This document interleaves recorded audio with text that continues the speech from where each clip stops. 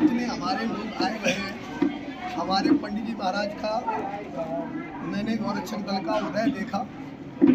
जैसे तेज धूप का उदय होता है ऐसे पंडित जी का उदय हुआ और बहुत दूर तक, यहाँ तक नहीं, जहाँ तक इनका मतलब सोच जाता है कि हमें यहाँ तक संभावना है, वहाँ तक हमारे पंडित जी जाते हैं।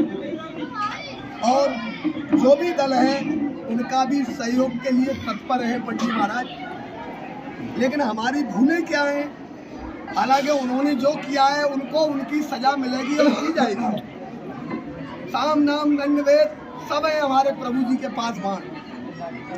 पंडित जी ने जो बात कही कि जो जिस क्षेत्र में जाता है उस क्षेत्र के व्यक्ति को वो सब एक ही दल है, एक ही डोरी है, एक ही बात है। अगर हम वृंदावन जाते हैं तो पंडित जी महाराज रात पर जगते हैं, उनके बच्चे जागते हैं, वो मेहनत करते हैं, कहाँ पर निकल रही है कहाँ नहीं निकल रही है, उन टीमों का गठन करके फिर उनका विघटन करके 4 माह लगेंगे, 2 माह लगेंगे, 6 माह लगेंगे, इस हिसाब से उनके लगते हैं। हम वृंदावन जा रहे हैं, पंडित जी का हमारा को गहरा मन प्रेम है, काफ़ी ताकत है, सब कुछ है, हमारे पास बल है। लेकिन जब दूसरे क्षेत्र में लोकल में हम जाएंगे तो वहाँ सिर्फ पंडित जी का ही बल काम देगा। इसलिए हम पंडित जी को सूचना देंगे, पंडित जी ये बात है तो पंडित जी उस पर तैनात रहेंगे और किसी के भी कोई हमलावारी बात नहीं आएगी। अब सोच लो गौरक्षक दल के सारे क्षेत्र है, बाई चांस गोवर्धन से इधर है, छाता से इधर है, तो पंडित जी हमको फोन करते हैं, बोले महाराज फलाने रूप से आ रही है, तो हम सक्रिय रहते हैं।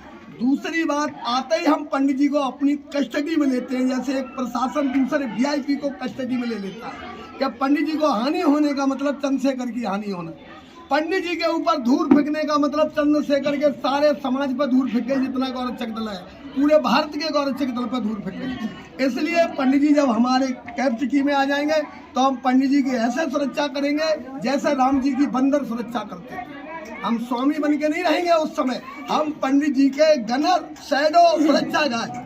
जैसे एक वीआईपी दूसरे थाने जाती है तो उस कोतवाल की जिम्मेदारी होती है कि इसे बढ़िया सुरक्षा से अपनी सीमा से पार कर दो। इस तरीके से कोई भी हमारे गौरक्षक दल के लोग सुन रहे हो, कोई हमारी हानि नहीं है। राक्षस षड्यंत्र करते हैं, रामायण में चौपाई है, निश्चर छलबल करे अनीति, एक सके नहीं जीती।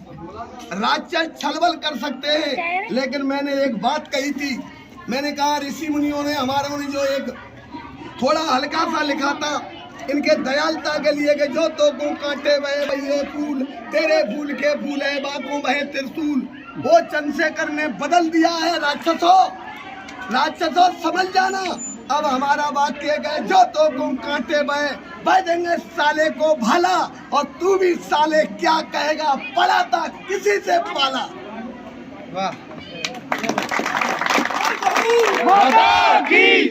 और तस्करों से चैलेंज है, अगर तुम में ताकत है तो मुकाबला सामने करिए। हमारा एक शेर, अरे गीदड़ो हमारा एक शेर तुम्हारे 100 गीदड़ों को भारी पड़ता है, इसलिए तुम षड्यंत्र रखते हो। प्रशासन से मेरी प्रार्थना है कि चंद्रशेखर अथवा गौरक्षक दल आपसे रात दिन प्रार्थना कर रहा है, मेरी गायों को बचा लो। और उल्टा हम पर ही दबाव आते हैं, उल्टा गौरक्षक दल दबाया जाता है। मेरे अधिकारियों, आप भी किसी के पिता हैं, किसी के मतलब रिश्तेदार हैं, कोई भी है, गौ माता के संस्कारी है, आपकी भी वो माँ है। मेरी अधिकारियों से भी ये प्रार्थना है कि कृपया करके इनको रोक लो, रोकना आता है। हम सिर्फ प्रशासन की मर्यादा करते हैं, हमारे जैसी मर्यादा करने वाला हिंदुओं जैसा है अधिकारियों दूसरे कोई धर्म में नहीं मिलेगा आपको। आप इस तरीके से हमारी सहायता कीजिए, हम आपको प्रणाम करते हैं गौ माता बचाने के लिए। न वरना फरसा वाले की धार को पूरी मेवात जानती है कि जब फरसा चलेगा तो आली मूली गाजर की तरह राक्षस कटेगा। और सब यहाँ आए, हमारा